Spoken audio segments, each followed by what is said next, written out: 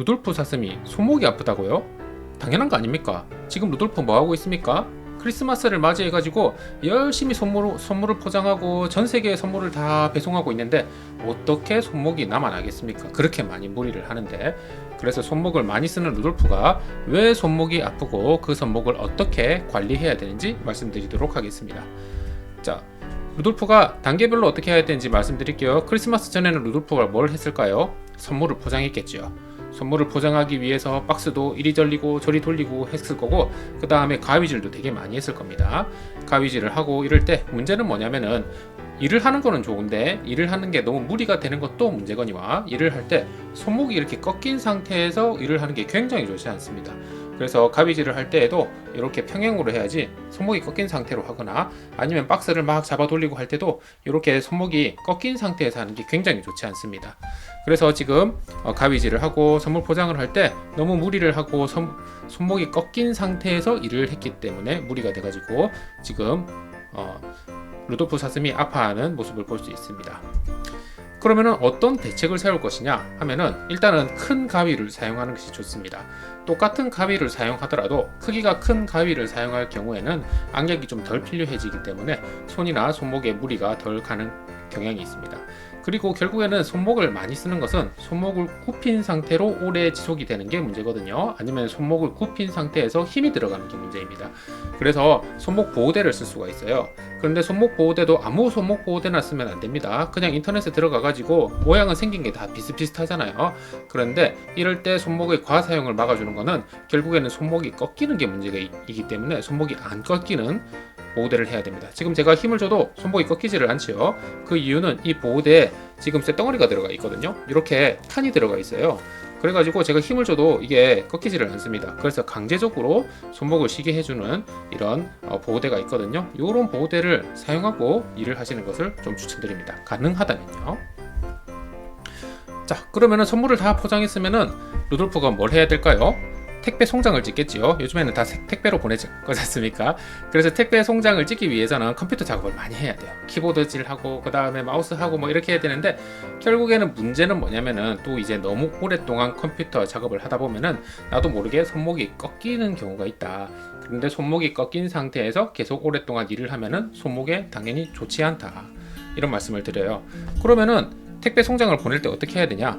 일단은 키보드를 인체공학적인 것으로 바꾸고, 그 다음에 마우스도 인체공학적인 것으로 바꿔야 됩니다. 우리가 사람이 평평하게 생겨 있지 않아요. 그래가지고 이렇게 키보드 자세를 할 때 완전히 이렇게 키보드를 할 때는 이렇게 돼야 되잖아요. 그런데 이게 좀 불편한 자세예요. 좀 힘을 빼버리면은 손과 손 사이가 이렇게 벌어지고, 그 다음에 어깨가 이렇게 쭉 바깥쪽으로 늘어집니다. 그래서 이렇게 생긴 인체공학적인 키보드가 따로 있어요. 지금 한번 볼까요? 이런 키보드인데요. 지금 보면은 이렇게 복면이 되어 있고, 그 다음에 키보드의 자판과 자판 사이에 이렇게 공간이 딱 있어요. 그래서 불편한 키보드를 이렇게 어깨를 모아가지고 할 때보다 인체공학적인 키보드를 쓰면은 어깨가 좀 더 편하게 벌어질 수도 있고, 그 다음에 각도도 이렇게 바깥쪽으로 좀 벌어질 수 있습니다. 그래서 인체공학적인 키보드를 쓰시는 것을 추천드리고요. 그 다음에 또 마우스도 마찬가지입니다. 마우스도 사실은 우리 손이 평행하게 되어 있지 않아요. 오히려 힘을 빼면은 약간 사선 쪽으로 바깥쪽으로 이렇게 기운단 말입니다. 이 상태에서 인체공학적인 마우스를 촥 들어가거든요. 그래서 이 인체공학적인 마우스를 쓰시는 것을 추천드리고, 이것도 보면은 이렇게 사선으로 기울여져 있고, 그 다음에 엄지손가락 받침대가 따로 있어요. 그래서 이런 인체공학적인 마우스를 쓰시는 것을 추천드립니다. 자, 그러면은 이제 택배 송장도 만들었고 선물도 다 포장을 했으면은 루돌프 사슴이 뭘 해야 될까요? 바로 루돌프 사슴은 이제 물건을 싣고 날라야 되겠죠. 자, 그런데 물건을 실을 때도 마찬가지입니다. 박스를 막 들고 할 때도 손목이 꺾이면 안 돼요. 오늘은 계속 이 얘기를 합니다. 손목이 꺾인 상태에서 힘을 주면 안 된다. 그래서 박스를 나를 때도 손목이 꺾이지 않게, 박스를 들 때도 손목이 꺾이지 않게 조심하셔야 되고, 그 다음에 박스를 나를 때도 손목이 꺾이지 않게 조심하셔야 되고, 지금 왼쪽 사진을 보면은 손의 힘만으로 박스를 들고 있기 때문에 손목에 무리가 가가지고 아파하는 반면에, 오른쪽 그림을 보면은 몸통 전체로 선물을 안고 있거든요. 그러면은 이 하중이 몸통 전체로 분산이 되기 때문에 이런 경우에 손목에 무리가 좀 덜 가게 될 수 있는 장점이 있습니다. 자, 그러면은 이제 전 세계 어린이들에게 배송을 하러 가야겠죠. 자, 배송은 요즘에는 썰매를 타지 않고 당연히 뭐 트럭을 타고 다니겠지요. 요즘에 시대가 바뀌었으니까. 자, 그러면은 운전을 할 때도 마찬가지입니다. 운전을 할 때도 너무 오랜 시간 동안 또 운전을 하게 되는데, 그게 또 나쁜 자세면은 당연히 무리가 갈 것이고, 당연히 핸들을 잡을 때도 손목이 꺾여 있으면은 무리가 됩니다. 그래서 손목을 꺾고 운전하지 않기를 추천드리고, 손목을 꺾지 않고 운전을 하려면은 그 나의 시트와 핸들의 거리를 적절하게 좀 조절을 해야 돼요. 완전히 뻗은 상태 말고 약간 편하게 팔꿈치가 굽은 상태로 운전을 하시는 것을 추천드립니다.